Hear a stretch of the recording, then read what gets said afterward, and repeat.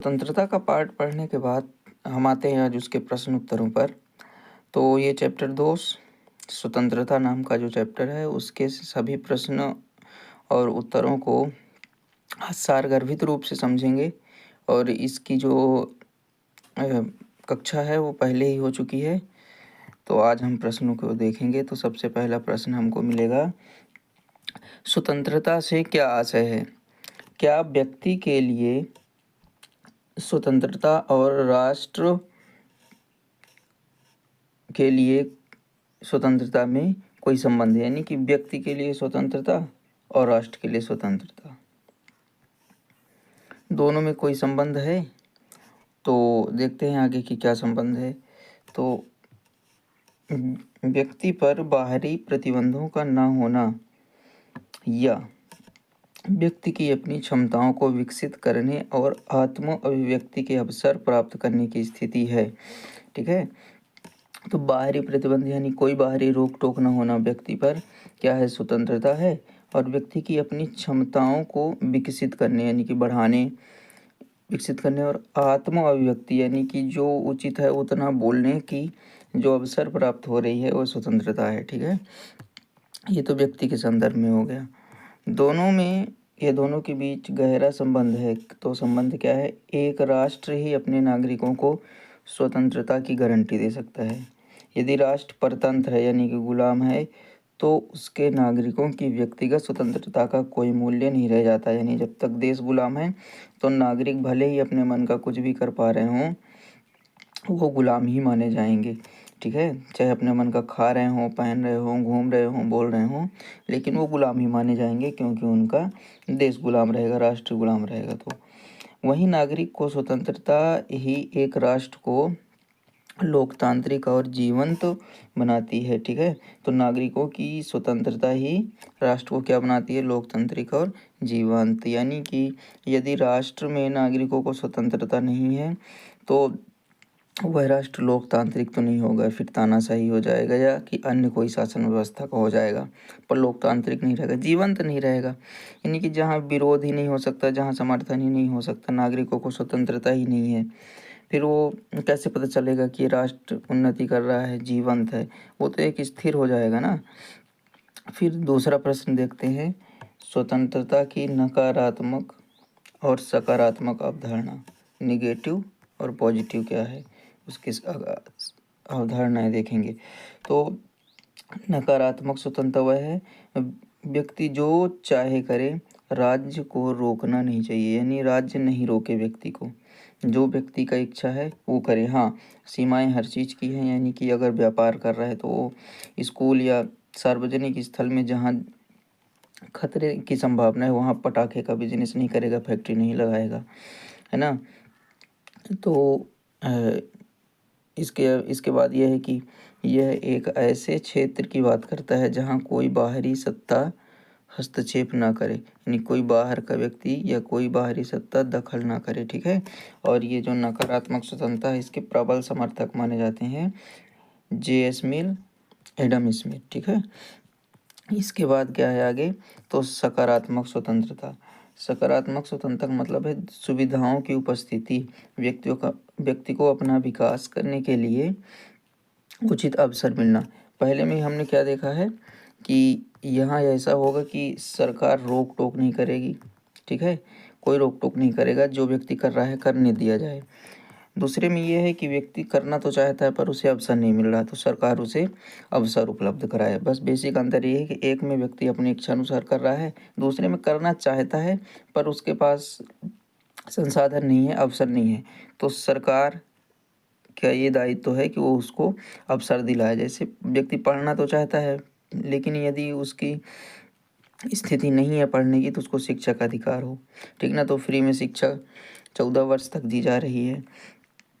उसके बाद फिर आगे है, यह समाज और राज्य के नियमों के भीतर रहकर मिलने वाली आज़ादी है। यानी कि अब भारत से बाहर चले जाएंगे, समाज से बाहर चले जाएंगे, भारतीय समाज से, तो बहुत सारी ऐसी स्वतंत्रताएं हैं जो नहीं मिलेंगी। ठीक ना। लेकिन इसके समर्थक जो हैं सकारात्मक स्वतंत्रता के समर्थक T.H. ग्रीन, लॉस्की और मैकाइवर हैं। ठीक है। तो ये नाम याद रखिएगा, उदाहरण में पूछे गए या कि फिर सही विकल्प खाली स्थानों में। प्रश्न 3 है कि सामाजिक प्रतिबंधों से क्या आशय है।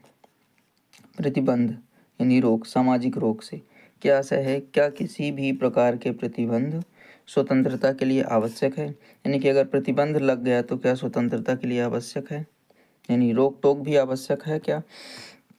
तो क्या है कि आशय क्या है, तो सामाजिक प्रतिबंधों का अर्थ समाज या सरकार द्वारा व्यक्ति के व्यवहार और कार्यों पर लगाए गए नियमों या नियम या सीमाएं हैं। ठीक है, तो सामाजिक प्रतिबंध का अर्थ ये हुआ कि समाज या सरकार द्वारा व्यक्ति के व्यवहार और कार्यों पर लगाए गए नियम या सीमाएं। ठीक है, आवश्यकता क्यों हो गई प्रतिबंध लगाने की, तो यदि कोई प्रतिबंध नहीं होगा तो समाज में जिसकी लाठी उसकी भैंस वाला माहौल हो जाएगा। ठीक है, यानी कि गरीब और गरीब हो जाएगा, अमीर और गरीब अमीर हो जाएगा, और गरीब और गरीब। दूसरा पहला ये हो जाएगा कि जो व्यक्ति अधिक प्रभावशाली है तो वो कम प्रभावशाली वाले को दबा देगा या नीचे रहने देगा। ठीक है, उसका विकास रोक देगा।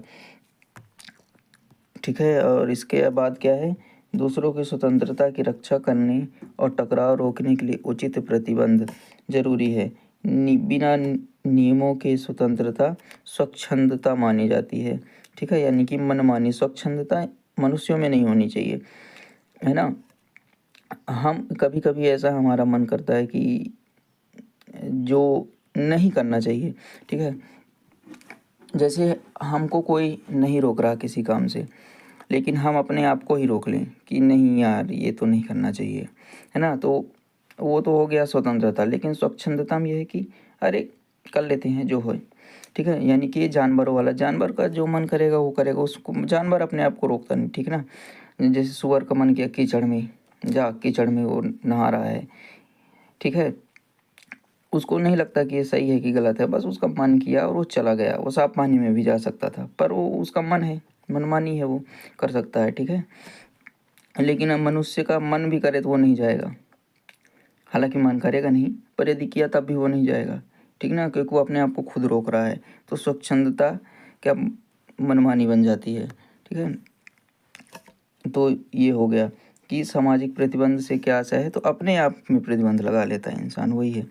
ठीक है, फिर तो प्रश्न 4 क्या कह रहा है कि नागरिकों की स्वतंत्रता को बनाए रखने के लिए या बनाए रखने में राज्य की क्या भूमिका है। तो नागरिकों की स्वतंत्रता में राज्य की भूमिका देखते हैं क्या भूमिका है। तो कानून का शासन, सबसे पहला क्या है, कानून का शासन। राज्य ऐसे कानून बनाता है जो नागरिकों के अधिकार की रक्षा करते हैं। ठीक ना, यानी कि नागरिकों के अधिकारों का हनन करने वाला कानून नहीं बनाएगा राज्य। दूसरा क्या है कि न्यायपालिका, यदि किसी की स्वतंत्रता का हनन होता है तो राज्य की स्वतंत्र न्यायपालिका उसे बहाल करेगी।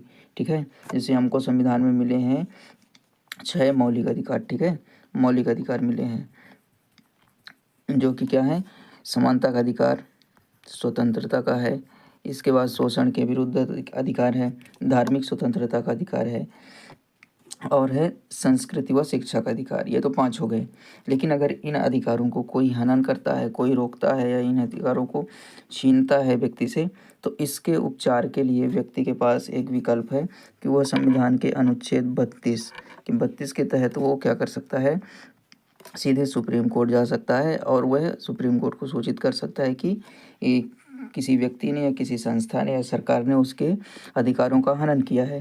तो फिर न्यायपालिका क्या करेगी, न्यायपालिका उसको अपने संज्ञान में लेगी और फिर संबंधित जो भी क्रियाविधि है वह आगे बढ़ाएगी और उसकी कोशिश रहेगी कि व्यक्ति को उसके उचित अधिकार मिलें। ठीक है, फिर ऐसे ही तीसरा क्या है कि समान अवसर।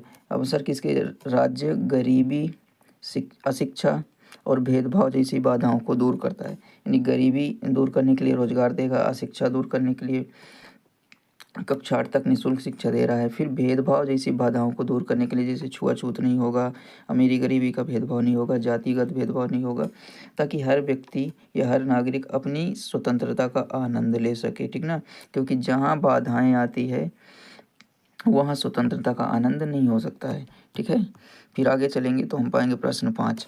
ठीक ना, प्रश्न 5 क्या बोल रहा है कि अभिव्यक्ति की स्वतंत्रता यानी बोलने की, है ना, विचार रखने की स्वतंत्रता का क्या अर्थ है? आपकी राय में इस स्वतंत्रता पर समुचित प्रतिबंध क्या होंगे? यानी कि विचार रखने की स्वतंत्रता में क्या प्रतिबंध हो सकते हैं, उदाहरण सहित समझाना है। ठीक ना, तो अर्थ क्या हो जाएगा कि अपने विचारों को बोलने, लिखने, कला या अन्य माध्यमों से बिना डरे प्रकट करने की आज़ादी है। ठीक है, क्या है इस ये जो अर्थ है वो किसका अर्थ है? व्यक्ति की या अभिव्यक्ति की स्वतंत्रता का। ठीक ना, तो समुचित प्रतिबंध। ठीक है, तो हम आते हैं समुचित प्रतिबंध पे। तो यह स्वतंत्रता असीमित नहीं है, यानी कि सीमित है एक हिसाब से। इस पर कई आधारों पर प्रतिबंध लगाए जा सकते हैं। दूसरा क्या है? राष्ट्र की सुरक्षा। यदि कोई भाषण,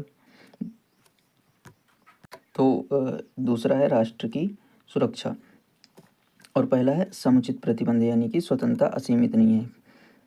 इस पर कई आधार पर प्रतिबंध लगाए जा सकते हैं। दूसरा है राष्ट्र की सुरक्षा। यदि कोई भाषण देश की एकता को खतरा पहुंचाता हो, ठीक है, तो वो प्रतिबंधित रहेगा फिर। और लोक व्यवस्था, जिससे दंगे या हिंसा भड़कने की आशंका हो, ऐसा कोई भी अधिकार व्यक्ति को नहीं मिलेगा, ना तो उसकी स्वतंत्रता रहेगी। तीसरा है मानहानि, है ना, सम्मान सबको अच्छा लगता है और किसी का सम्मान क्या खराब नहीं होना चाहिए। तो किसी व्यक्ति के सम्मान को ठेस पहुंचाने वाले झूठे आरोप लगाना, अगर ऐसा झूठे आरोप लग रहे हैं तो क्या हो जाएंगे? कैंसिल माने जाएंगे, यानी कि स्वतंत्रता नहीं होगी।